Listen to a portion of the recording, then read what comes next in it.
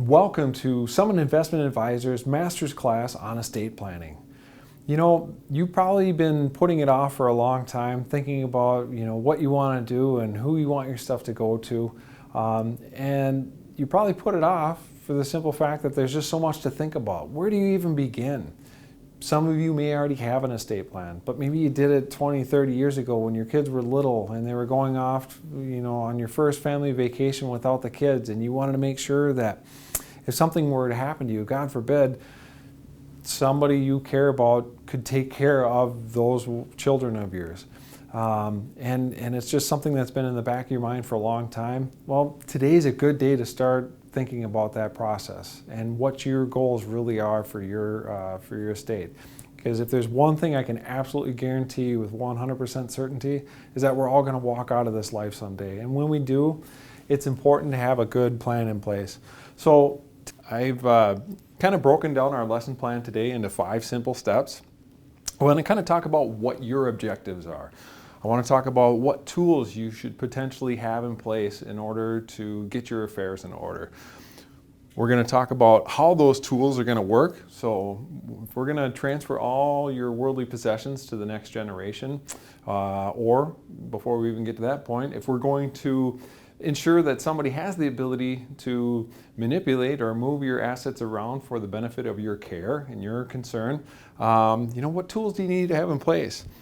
And then the last couple of steps, what sort of special considerations are we keeping in mind as we're talking about your estate plan specifically? Because not everybody's estate plan is the same. And then at the end, I will invite you to sit down and we can talk about your planning process and what your needs and concerns are. So for today's overview, I want to talk about what your objectives are, what kinds of tools you want in place, transferring things over by whom and by what means, special considerations in estate planning, and how does the planning process actually work? How do I get started? It's a really good question, folks. We're going to get to it. When I was a kid, I was very, very lucky to be able to play outside a lot. In today's world, I look at my kids and I look at other people's kids and they spend a lot of time online playing video games. But I'm dating myself now. When I was a kid, we used to actually play outside. It was really exciting. And before we played, basketball, football, pond hockey, whatever sport, whatever season we were in, we would ultimately break it down to appointing captains. The captain of the team got to pick their team, right? And you never wanted to be picked last, did you? Because that meant that you weren't very good at your sport or you weren't very good at your position. Well, estate planning is kind of like that. You're the captain and you get to decide who's going to be on your team. And here at Summit, we have a very unique team. We have specialists in estate planning. We have specialists in retirement income planning, forward tax planning, present tax planning, tax preparation. So whatever your needs are as it pertains to your estate, we've got you covered right here. And that's really, really neat because it's not uncommon to see somebody go and talk to their attorney and their attorney says, well, that's a good question for your advisor. And your advisor says, well, that's a really good question for your CPA. Here, we just handle everything in-house. My name is Matt Pashy, and I'm an estate planner for Summit Investment Advisors, and I have the distinct pleasure of working with our clients and helping them get their affairs in order. I work with some of the brightest attorneys in this industry. They specialize, their sole specialty is estate planning and elder care law. A little bit of business law as well, as a lot of our clients have LLCs and business interests, in other ventures. But at the end of the day, I have the unique pleasure of being able to work with folks and bridge that divide between the legal and the financial services industry. And I'm super excited to be here today to talk to you about estate planning. Here at Summit Investment Advisors, we have the ability to help you regardless of what state you live in.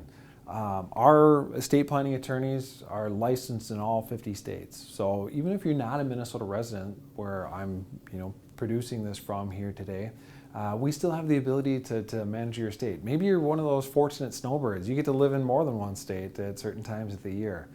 Well, you could potentially be subject to probate in whatever state you reside in, or whatever state you own property in, more specifically. And so that's part of that special considerations in estate planning.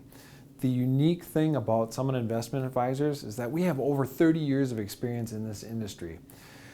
We have the ability to help you with your financial planning goals. We have the ability to help you with your retirement goals. We have the ability to do some forward tax planning for you.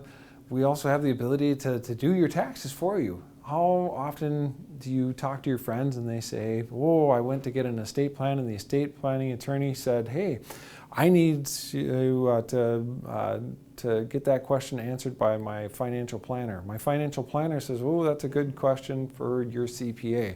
And so you kind of end up getting this runaround. And that's, given the information that you know about your estate. Imagine what it's like for your beneficiaries to run around town trying to get your affairs in order after you've passed away. We are so fortunate here that we have all these resources under one roof. And that's a pretty unique distinction not many places can boast. And I appreciate you joining me here today. And as a benefit of you sitting through this whole workshop, I'm going to offer you my slides as a special bonus. So if you stick with me to the end, there will be a link and you can download all the slides that I'm going to share with you today, because there's a lot of really useful information that you're probably not going to find real easily anywhere else. If you're interested, there will also be an opportunity to sit down one-on-one. And once we get through the coronavirus, hopefully we'll be able to meet in person. But for right now, most of our interviews are via Zoom or just over the phone. But there's no obligation on that first consultation. And if we get through all that, I'm more than happy to help you kind of build a roadmap for your estate planning process. So that complimentary meeting, we'll plant a lot of seeds in there. We'll get you thinking about the right questions you should be asking in order to help you get your affairs in order. So if we start any good journey, we start at the beginning.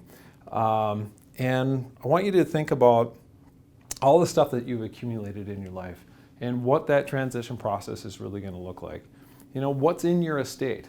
You probably have a house, you might have a cabin, maybe you have some vacant land, some hunting land, some farming land. All those things, they have deeds to them, and they're going to require somebody's signature control to transfer those over. And when we get to the question later on in the presentation, do I need a will or do I need a trust? It depends. It depends upon how you want that asset to transfer over to your beneficiaries. Do you want to give it all to them at once? If you have farmland, do you want those farm parcels to go directly to the beneficiaries, or do you want maybe the proceeds from those farm parcels to go to another loved one to provide a legacy for them? So everybody's goals are going to be a little bit different, and this planning process just takes some time. And usually we just start with a conversation. But all of these things, the deeds, titles, registration certificates, they're all going to require that signature control. And if you don't have an estate plan, guess what? You've got the state plan. And the state of Minnesota, in this case, because this is where I'm standing here today, is in Minnesota, the state of Minnesota is going to be more than happy to step in your shoes and provide an estate plan for you. And obviously, that isn't necessarily going to be exactly the way that you would want it to be. So our goal for you is to make sure that your loved ones will have the proper signature control, the authority to be able to settle the estate without going through that estate plan process. And so there's a lot of pitfalls along the way that I just want to make you aware of. And when we think about the other things in our estate, like the jewelry, the firearms, the precious metals, coin collections, any of that sentimental, emotional attachment stuff, might be a collector's car. Those things are very difficult to cut in half and give to different people. So if there's special bequests, special beneficiary designations that we need to be aware of, let's put those considerations and put an action plan in place. So as I mentioned before, stuff. It's kind of a special topic, and I could give you lots of examples of stuff and how distributions are supposed to flow. And it's not uncommon for me to ask in those initial interviews, what do you want to do with your stuff? I've got a client, and I'll use anonymous names here because I don't want to call anybody out, but Years ago, I worked with a client, and we'll call her Gladys.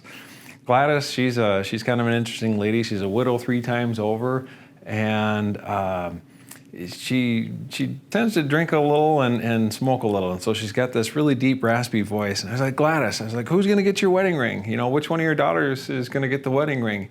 And she's like, oh, don't you worry, darling. I've got plenty of wedding rings. And so for everybody, that answer might be a little different. For her, she had plenty of jewelry to pass around to her beneficiaries or to her 2 daughters. But it was kind of an interesting case in that we had to string 3 trusts together over about 4 different decades. So kind of a fun project there. But everybody always seems to get bogged down on the stuff. It usually is where all the fighting starts in a settlement process, because there's usually only one of some item, and if you don't give proper instructions as to who's going to receive that, you know, how do we know who's supposed to get it? So there can be, you know, some hurt feelings if we don't identify some of the stuff. Now, your kids may not want any of this stuff. They may say, hey, sell all the stuff, or please talk to mom and dad and tell them to get rid of their stuff because we don't want it. So that's all part of the planning process too. What do we do with that? And so if I'm going through and I'm looking at your estate, if I was to ask you, you know, how fast do you want your distributions to go to your beneficiaries? It's probably about as quickly as possible. And if I asked you how much of your estate do you want to go to your beneficiaries, you would probably also answer, you know, it's all of it. So I want all my stuff to go to my beneficiaries as quickly as possible and in its entirety. And that's really the crux to what we're going to talk about today. Because so often, and I could give you lots of different statistics and cite different resources, but I will just say from experience, about 70% of the time, that doesn't happen. 100% of your estate, and it doesn't go there in its entirely, probably less than 30% of the time. I'd say probably less than 25% of the time, you're going to find that your estate is not going to go 100% to your beneficiaries as soon as possible. And why is that? There's a lot of things that interrupt that process. And probably one of the biggest ones is the nursing home experience. I read an article in AARP a couple of years ago back, and it cited, you know, what are retirees' 2 biggest concerns? And the first is, am I going to run out of money before I die? Well, the Summit team can answer that question for you. And the second question was, is the nursing home going to take my home? And I'm here to tell you the nursing home is not going to take your home, but you probably want to be aware of some things to prevent any unexpected consequences in your estate planning process. So when we think about the nursing home experience, we probably need to be aware of the Medicaid spend down system. In the state of Minnesota, and this is going to be state specific, so I'm only going to talk to Minnesota today. If you live in another state, that's fine. Just be aware that there's probably going to be some distinctions in how the county administers the Medicaid spend down program. But here in Minnesota, it's $126,000 per couple that you have to spend down in liquidity. If you're an individual, it's $3,000. But again, the state's not going to take your nursing home, or excuse me, the nursing home's not going to take your home, and they're not going to take your car. So you get to keep those 2 things. So in order to qualify for Medicaid spend down, in other words, if we want the government to help pay for our nursing home experience, we're going to have to qualify for a few different things. And so you can have $126,000 in liquidity. That means that we're going to spend down your IRAs to $126,000. You probably have some income stream coming off of that, but you get to keep $535,000 worth of equity in your home, and you get to keep 1 car. So keep the nice car, right? Go out and get yourself that new Escalade you've been looking at. It's another way to avoid, you know, an entire spend down. I'm saying that tongue in cheek, people. Don't take me at face value on that. But it's important to understand what the parameters are in order to qualify for that federal program. If we think about, you know, giving all of our stuff away, can we give our stuff away and then still qualify for Medicaid, that insurance for the poor? Absolutely. But just bear in mind that there are some criteria that you need to meet before that government will pick up that tab. And so the first consideration is going to be that 5-year look back. Some people have said, they're going to shorten it or they'll lengthen it, maybe 7 years, maybe 9 years. Right now, it's a 5-year look-back process, which is a way of saying that if you give all your stuff away and then expect the government to pay for your nursing home experience, well, they're going to look through a discerning eye at how fast you gave that stuff away and what was your intent. So if you had a $600,000 house and now your nursing home experience is going to be $10,000 a month, say, that means that Medicaid is going to defer that first payment for the first 60 months or the first 5 years. And so there is a timetable on all that. Now, there's 2 other concepts that I want to kind of start to introduce here. And that is the idea of gifting and taxation and how those gifts are taxed. So you as an individual can give $15,000 per donor, per donee per year. No taxes to give it, no taxes to receive it. And I can send you a link directly to, no, I won't ask for money. But if you want to give money away, you can give it to complete strangers, or you could give, as a married couple, you could give $15,000 to your child. Your spouse can give $15,000 to your child. So as a married couple, you can gift $30,000 per individual per year. No tax to give it, no tax to receive it. Kind of an important insight. And so if you are in the state of Minnesota and your estate is north of $3 million, you might want to start looking at doing some gifting strategies for the purposes of avoiding death taxes. And I'm going to get to that later. But at the federal level, your lifetime exclusionary form, as far as for gifting, it's adjusted for inflation. So right now, present time, 2020, the federal death tax threshold is at $11,400,000 per individual. So if you're a married couple, you have the ability to step that up to a $22,800,000 threshold if you have a proper estate plan in place. But you need to have your ducks in a row to get that step up in basis. In the state of Minnesota, where we have death taxes. And the death tax threshold is much, much lower. It's at the $3 million waterline. So, and there is no step-up basis for a married couple. So, in other words, if I think about what it's going to cost to stay in a nursing home, how many of us have ever actually really given any consideration to what that nursing home experience is going to be? In the state of Minnesota, I can give you plenty of examples from personal experience. I have a very close friend whose father had a massive stroke in 2015, and as a consequence of that, it left him entirely paralyzed on the left side of his body. He had to go to a nursing home, and in that situation, and this is again 2015, 2016 numbers, his average monthly cost was $10,400 to $10,800 a month. His highest bill was $11,400. And within a 29-month period of time, they ended up spending about $390,000 on Chuck's medical expenses, and that was his nursing home experience. And we laid him to rest a couple of Septembers ago, so at least 2 years ago now, 2.5 years ago, we laid him to rest.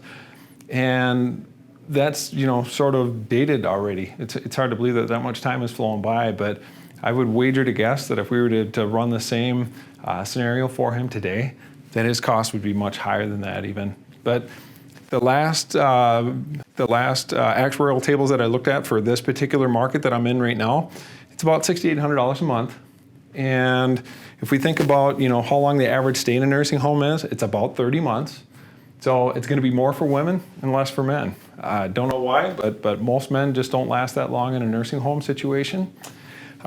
So that's kind of your median right there, about 30 months. And if you use the example I just gave with Chuck, 29 months, that kind of fits right in with what the actuaries are telling us. So when I give you these slides, you'll get to see my cartoon here a little bit better, but it just shows the 2 geezers here in the nursing home, and the gentleman in the wheelchair's got a sign on his back, and the nurse has got a kick me sign on her back, and he says 9 years of practical jokes, and she just takes it.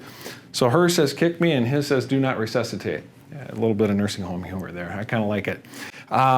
So the long and short of it is the nursing home going to take my home? No, they're not. They really don't have any interest in owning your home. However, if you do end up in the nursing home, how are you going to pay for it? And the answer is, it depends upon what those numbers mean to your overall estate plan. Can you self-fund your experience in the nursing home? Are you both going to go in the nursing home, or is just one of you going to go in the nursing home? If just one of you goes into the nursing home, how does that impact the surviving spouse who's not going into the nursing home? The nursing home experience is one of the largest transfers of wealth in U.S. history, and it's only going up, folks. So one of the tools that I use with my clients is to take a look at a hybrid plan. A hybrid plan is not like a traditional long-term care insurance policy. The traditional long-term care policies where you put money into this account and you know, maybe you use it and maybe you don't, or maybe you go into the nursing home and you die 2 days later and you put all that money into that premium and there's no return on your investment. That's kind of frustrating. So a hybrid plan works a little bit differently in that you block off a chunk of money into a reserve account with an insurance company, and it's going to be a life insurance policy, but it has a rider on it that says, hey, we'll give you a multiplier of whatever you put in this account, and you can use that for your long-term care expenses. If you never use it, guess what? There's a death benefit to your heirs. If you if you need it, it's there. If you ever want it back, you can take your money back. What you're losing by this type of product usually is that you're not making any interest on your money. So it's an alternative to the traditional long-term care expense, and for some people it's a very viable tool. It's not for everyone, but just something to consider. So how many people here have a will? And how many people here watching this think that a will is what they need?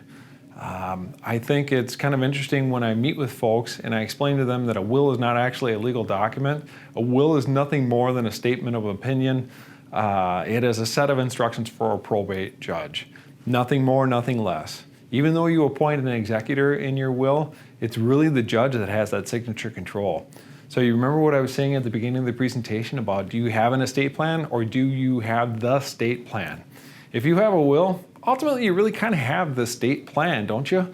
Because upon your passing, your assets get frozen. Your heirs can't sell the house. They have a difficult time paying taxes, paying utilities. If they do, oftentimes they're finding that they're paying those bills out of pocket rather than out of your estate because the state has frozen your estate. And when most folks go to their attorney, and again, I'm using generalizations, don't take anything as concrete here, but it's pretty rare for somebody to go to an estate planning attorney and have a conversation about probate. Most times, and again, I'm saying this based on my experience because I've worked with a lot of attorneys over the years, more often than not, the probate conversation never happens. And what you need to understand about probate is really, really important because this is going to impact the overall wealth transfer of your estate. Probate generally in the state of Minnesota costs somewhere between 3 to 9% of the estate. And that seems like a huge swath, but if you think about it like this, if you have a smaller estate and it goes through probate, it's probably going to be a bigger chunk of your estate, right? Because that cost is not necessarily fixed. It's going to be spread out over 18 to 24 months. And the longer that probate process takes, the longer people contest things and challenge, their distribution, the more expensive it gets. And at the end of this probate process, who's the first person to get their check? It's the probate attorney. Before any other bills are paid, before taxes are paid, it's the probate attorney that gets paid first. It's crazy, but that's how this system works. So if you thought, hey, maybe just a simple will is all I need, maybe that is true. Maybe all you need is a simple will. You need to be aware of where the probate thresholds are from state to state.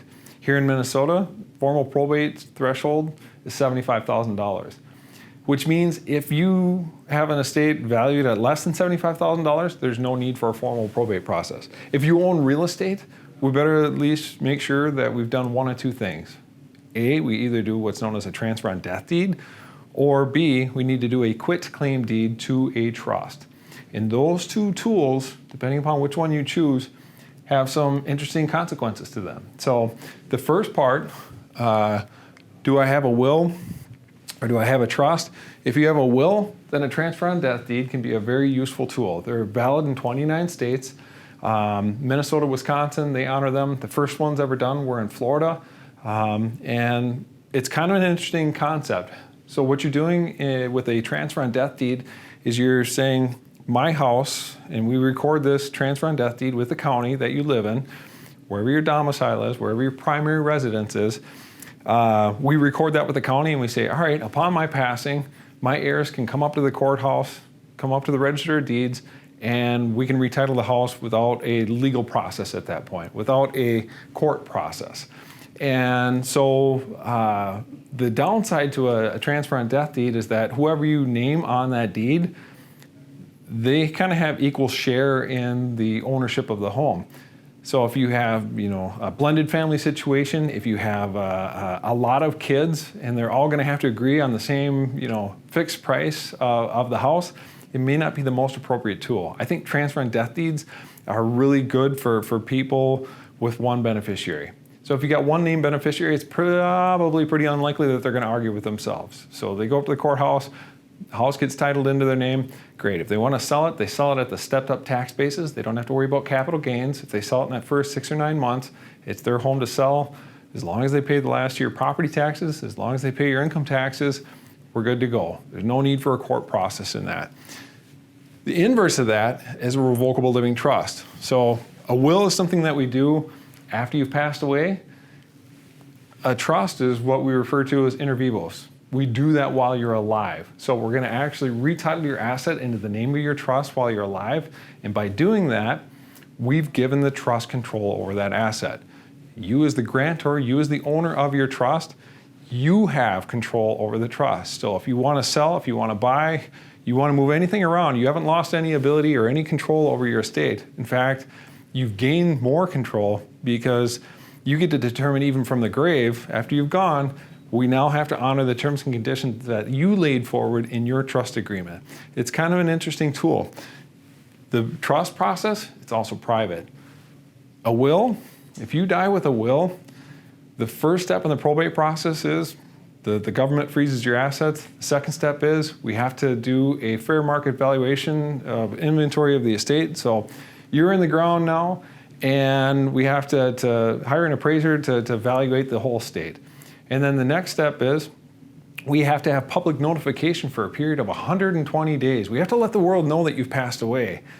If you do a revocable living trust, you don't have to worry about that process. It's all private. So there's no need for a public notification. Your successor trustee still has a fiduciary responsibility, obviously, to settle any bills. But probate, by its very definition, it's a Latin term. It means to prove. So if your estate goes through probate, anybody who's owed money gets an opportunity in front of a judge to prove that you are owed this money. And then it's up to the judge to decide if this is consistent with your wishes in your will. If you have no will, if you have no trust, then you're dying intestate. And then that's where the state will create a will for you. And they're happy to do that at an additional expense and at additional time. And the reality is that this is the process that most estates follow. Probably 65-70% of all estates are going to go through that probate process because they don't have proper documentation in place. So another good reason to consider doing some estate planning. And obviously in conjunction with all this, I would be neglect if I didn't talk about healthcare directives and durable powers of attorney for property and finance. So going back to that initial situation where people go and they get a will from their attorney and they say, hey, I also need those power of attorney documents. I need some healthcare directives. I was just at the clinic and they asked me if I had healthcare directives. And so the attorney will draft these powers of attorney documents, you sign them. But how often, and again, this is kind of a touchy subject in that we don't know how often the attorneys are explaining to them that power of attorney documents are really only valid while you're alive. When you cease, your power of attorney documents cease to be valid. Your healthcare directive goes away, and so does the ability for your loved ones to be able to sign on your behalf. So if you have a will and you have power of attorney documents, great. We also want to just evaluate how big of an estate you have, if it's north of $75,000. In other words, if you own a home and it's worth more than $75,000, let's do a transfer on death deed. That's a useful tool. And if the remainder of the estate is under that $75,000 threshold, or you have one heir, sometimes that's a good way to go. If we look at the trust, and we need to maybe address some spendthrift issues, maybe somebody has a special needs issue and they're on Social Security disability income, it might be really destructive if we give them a lump sum distribution, force them to spend down, and then reapply for those benefits. So a trust might be the more useful tool in that respect. A trust is also incontestable. So a transfer on death deed and a will, those tools are completely contestable. So if one of your kids says, hey, brother or sister, I deserve more than you because I was there for mom and dad in their last year of life. I bought them groceries. In fact, I think I even saw them in the nursing home one time before they died. They could go to their siblings or go in front of the judge and try and convince that judge that they deserve more. The inverse is true with a trust. If you were to do that with a revocable living trust, we put a provision in there that stipulates any beneficiary who's going to contest this trust, either directly or indirectly, is going to waive any and all beneficial interest.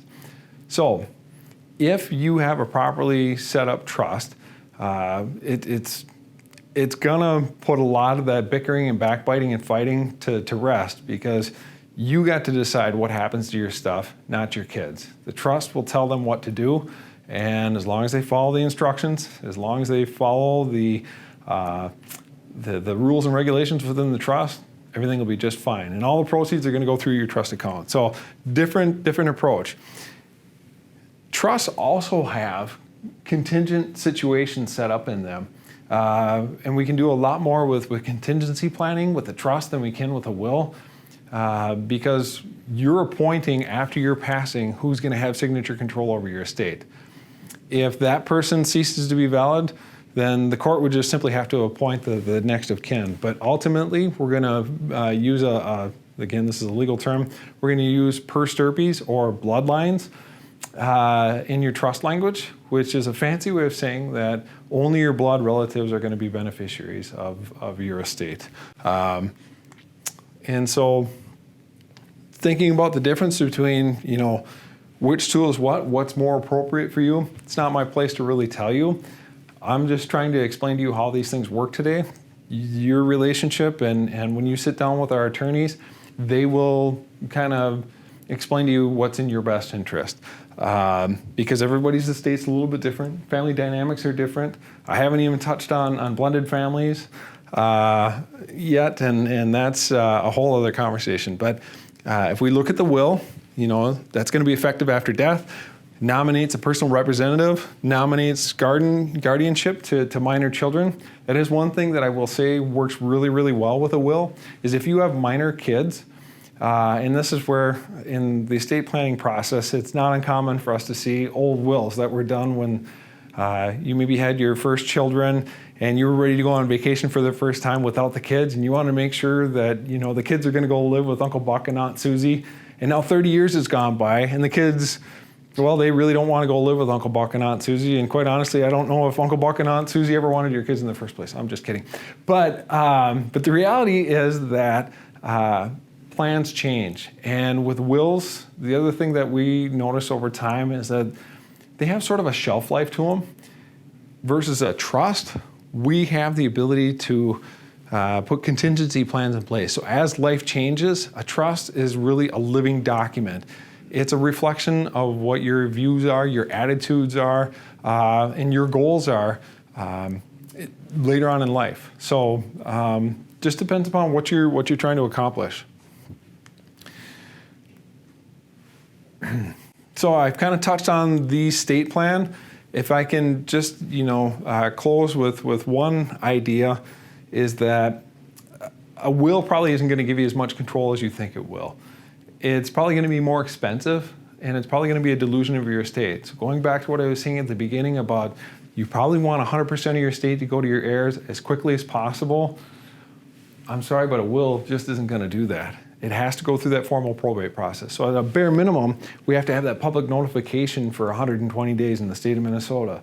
means we can't transfer any assets until anybody who is potentially a beneficiary gets an opportunity to come forward and to prove, again, that's what probate means, to prove that they're a beneficiary of the estate. So that's obviously more billable hours for the attorney. That's obviously more cost that's going to come out of your estate after you're passed away.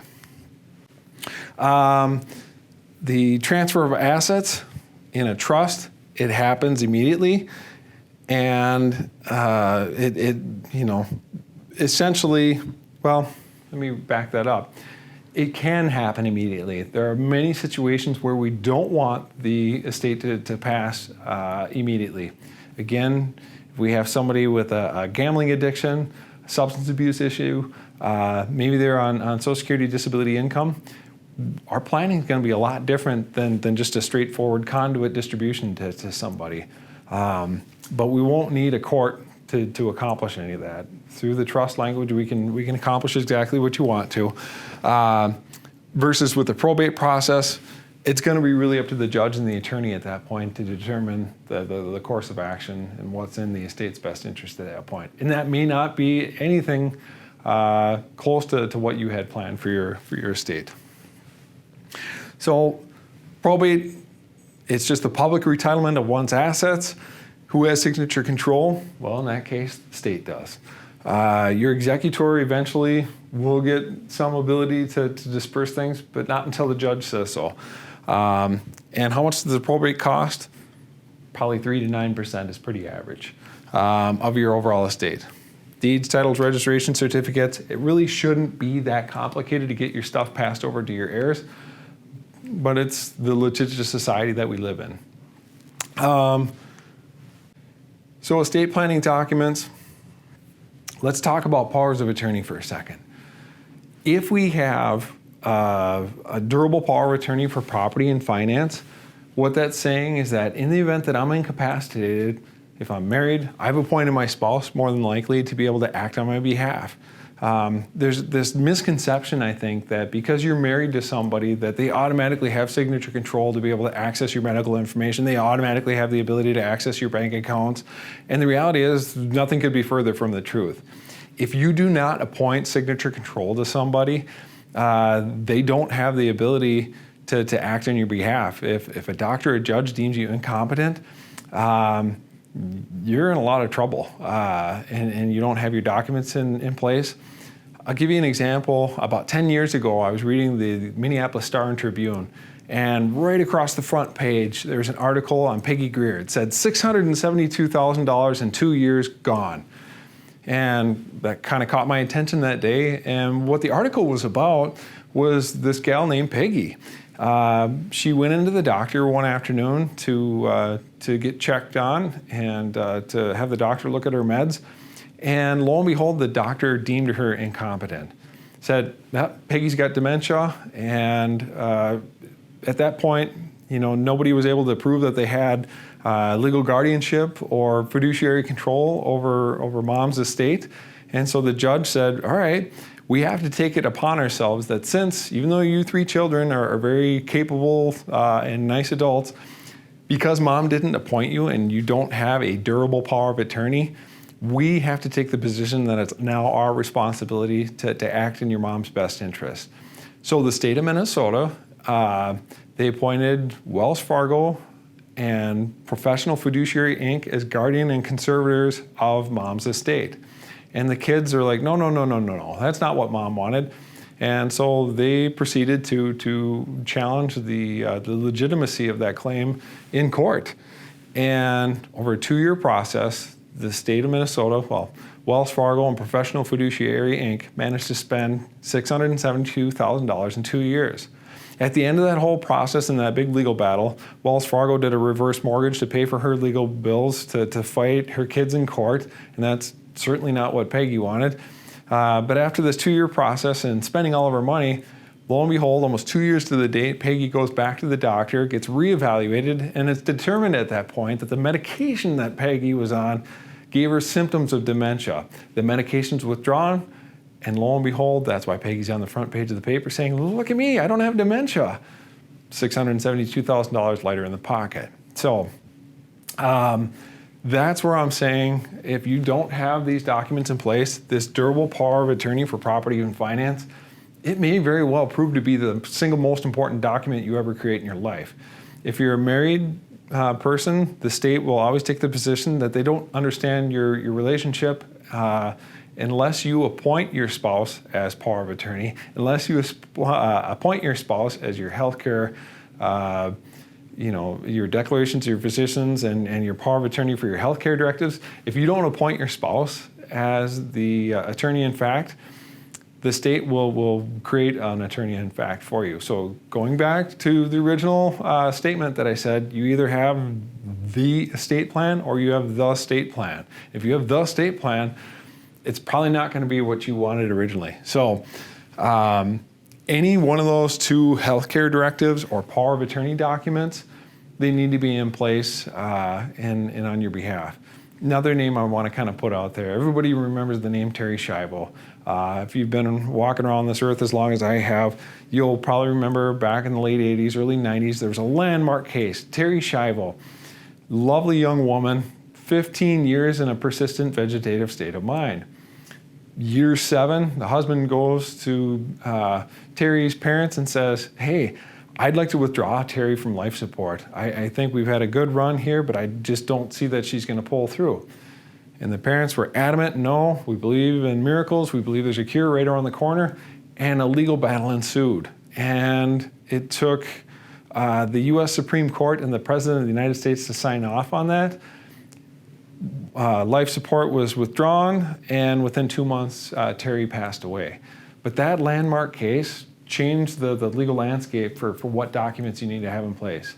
So you need to have a healthcare directive stating, hey, I give you permission to withdraw life support, suspend my feeding tube.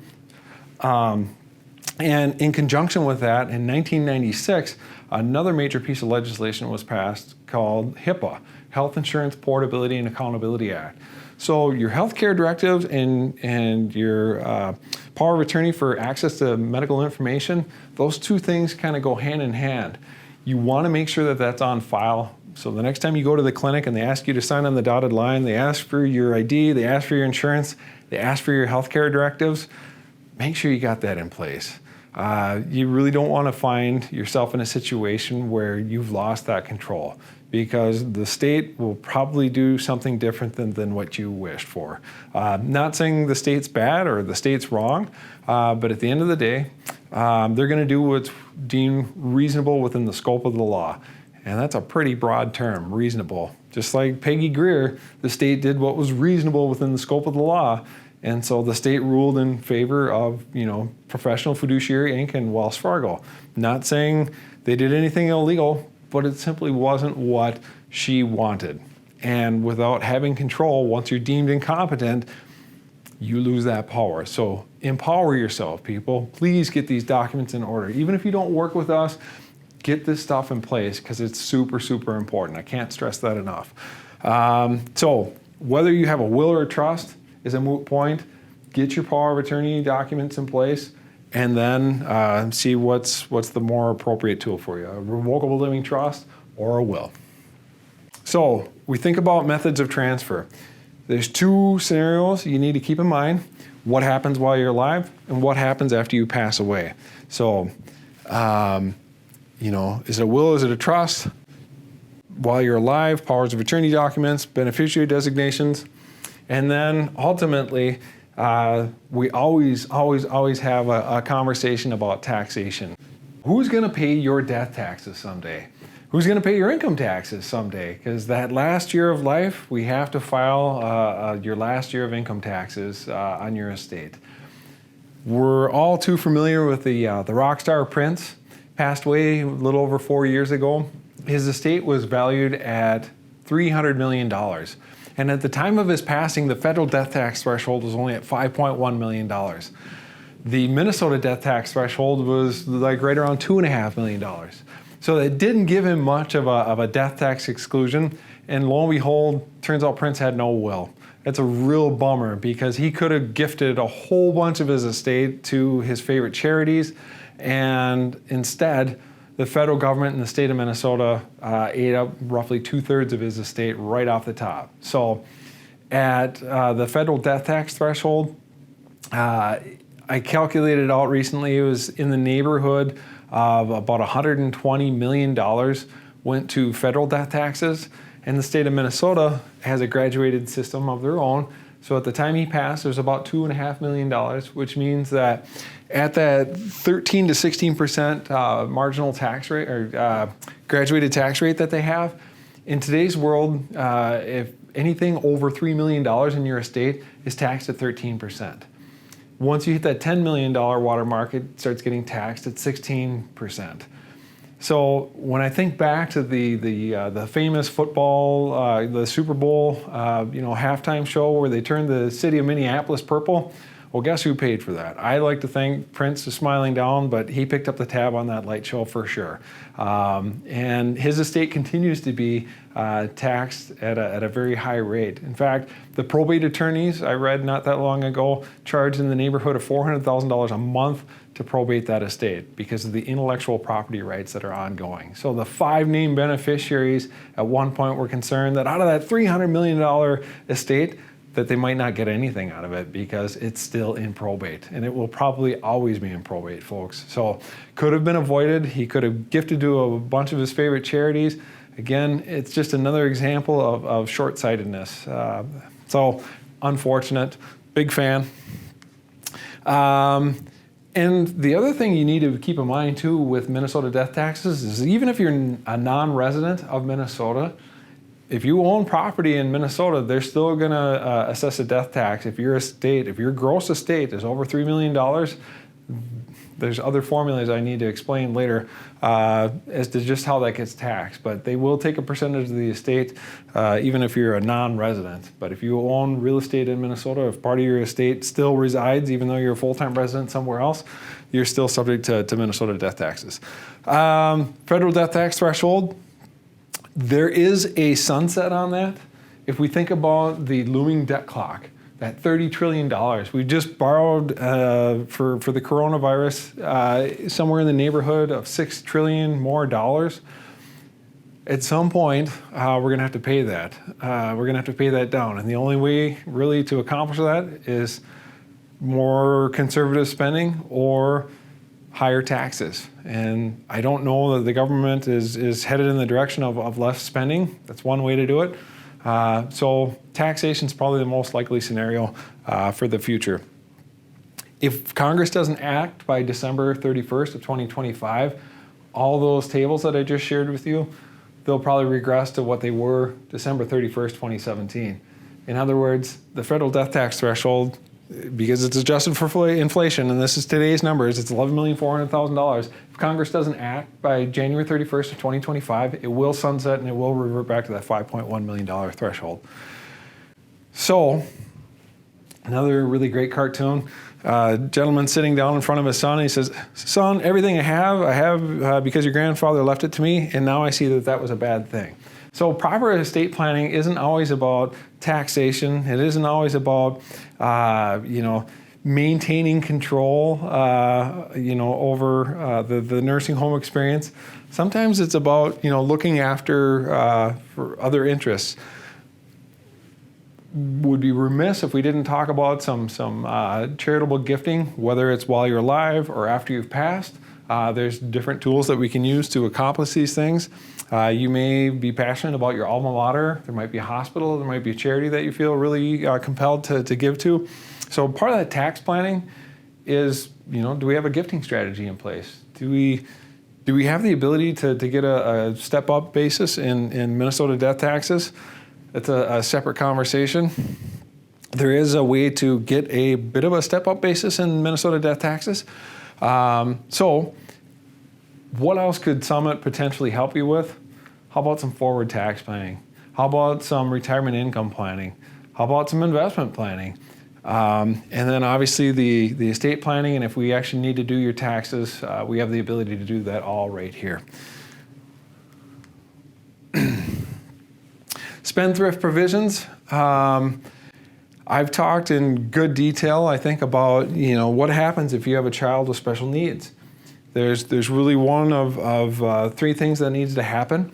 We need to make sure that their care is properly funded. In the event that we're gone and no longer in the picture, and we have a loved one who has special needs, what level of care are they going to require? Do we need to be focused on their health, education, maintenance, and support? Do they have substance abuse issues? Do they have gambling addictions? How do we put the proper tools in place there? So with special needs, it could be a first party, a third party, it could be a pool trust. There could be a lot of different mechanisms that we use to make sure that your loved ones are cared for in our absence.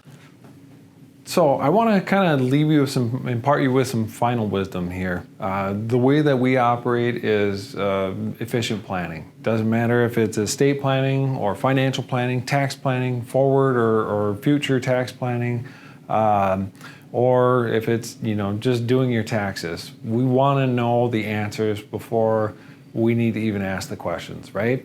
We need to know what the plan is for the future. Plans can change, and that's why we do constant reviews, whether it's annual, biannual, or whatever is going on in your life. We need to be able to react in a timely fashion. That's part of the estate planning process. So I hope I've given you enough foundation here today to understand that there's a real relationship between what you're doing with your financial planning, and if you're already working with an advisor, great. Let's make sure that the other component to your wealth preservation is a proper estate plan, because it could unravel everything else that you've been working towards if we don't have this component done first. So first step, as I said, I want to do an initial meeting with you. I want to make sure that you have a good foundation of the legal process, what's going to happen, and from there, I promised you can take a look at all my slides. You can kind of digest some of that information, but please take the opportunity in front of you. It's a free consultation. Let's look at what you have in place. You're going to fall into one of three categories, folks. You either have an estate plan and you just haven't reviewed it in a while, so let's dust that thing off. Let's take a look at it and let's see if it still accomplishes what you want to. At the worst case scenario, you'll have the peace of mind of knowing that, hey, I'm still on the right track. If you have documents and you know that they're dated, you know you got that old will and you've been thinking about doing a new estate plan and you just keep putting it off because you're like, I don't even know where to begin. Well, let's take a look at that. See if there's anything that we can still use in there. If you haven't done power of attorney documents since 2003, since the HIPAA laws were passed, let's take a look at that and see if we can't update those documents for you. And then if you have no estate plan in place at all, that's totally fine. That's a good foundation too. I want to empower you with as much knowledge as I possibly can so that you make educated, informed decisions that are in your best interest. It's not about me. It's not my estate plan. So do with it what you will, but just know that if you come out on the end of this and you have a proper estate plan in place, you will feel good about it. And I will feel good about your estate plan because I will have worked with you, our attorneys, and when I put my name as a notary on your documents, I can have the peace of mind too of knowing that I've served you to the best of my abilities. And I am super proud of that. When we get to that final stretch and your documents are done, we're all relieved. It feels so good to have that in place, folks. And if we need to change it in the future, great. Let's change it in the future. Let's continue to meet over time. And if you need to adjust, let's adjust your estate plan. But also know that at the end of your life, there's going to be somebody in place that's going to help your loved ones settle that estate. And there's really no charge at all to helping somebody settle the estate. I won't be the one in control of the estate, but I will explain to your loved ones, to the best of my ability, at the time of your passing, what your wishes and desires are. It'll be written down, it'll be recorded with the county, it'll be recorded at your bank, it'll be recorded at the DMV, and so the world's gonna know that there's no need for a formal probate process if we've done proper estate planning. So take me up on my offer. If you have questions, you've got my email address at the bottom of the page. You can email me, you can pick up the phone, you can talk to me. And I appreciate you sticking with me through this presentation. I've got some special gifts for you. I'm going to give you my slides as promised. If you want, there's a link. You can get on my calendar and we'll block out some time and we'll just talk about things. There's no obligations to do anything. And if we get through that part, I will give you a good outline of what we talked about, and you do what's in your best interest. I'll help you, figure out, what tools you have in place and if they're any good or not, if they're going to work, if they're going to accomplish your goals. And if they are, then great. You have the peace of mind of knowing, hey, I'm still on the right track. If you don't have anything, great. Sit down with us, sit down with our legal team here, and we'll get you on the right path. Thank you.